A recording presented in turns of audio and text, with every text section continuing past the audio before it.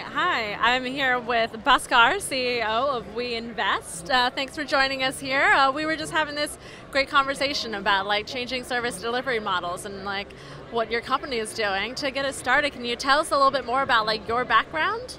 Sure.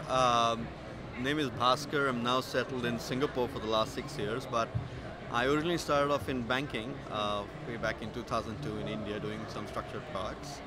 I then moved into consulting with a lot of the banks and asset managers and wealth managers. So did a stint in San Francisco with Charles Schwab, then moved to London in 2004 and was at Reuters for a bit.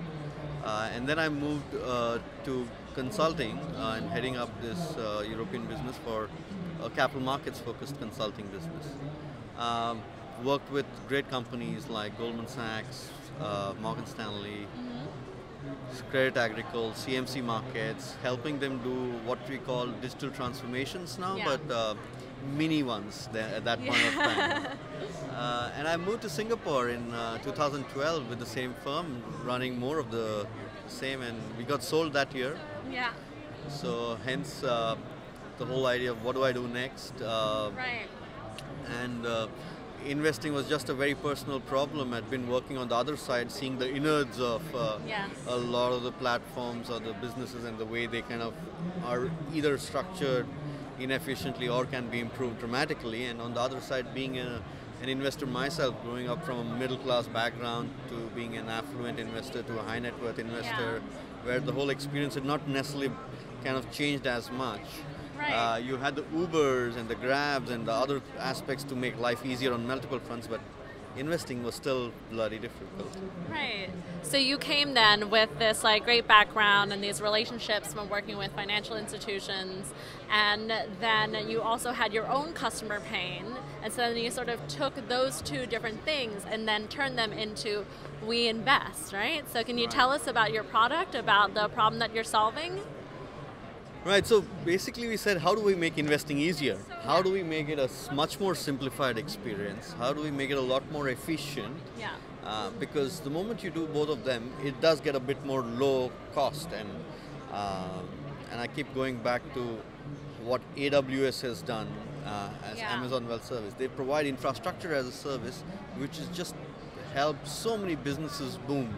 By making it low cost, simplifying it, and making it extremely efficient. I said, why can't we do something like that from a wealth perspective? So we launched a variety of what's called technology, but not just technology, but more than technology components to build what we call a wealth management platform or digital wealth platform, where we said we would white label this for banks, brokers, and asset managers, saying, hey, for your investors or clients, we would make investing extremely easy by launching either a self-service advisory platform or an RM-assisted advisory platform, or help your clients track their wealth across multiple institutions. Right. And give you the entire end-to-end kind of business process along with the tech which enables it as a service.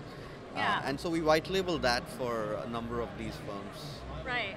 So in that way, you're a B2B, but then to C, and so you're actually like helping your customers then serve their customers in a better way, right? Yep. So I think one of the themes that we're really seeing is this transformation in the way that that users can really come to the forefront, but part of that is almost the background stuff, the stuff that doesn't seem so sexy and exciting, but it's like people like you guys who are really fixing the back end process.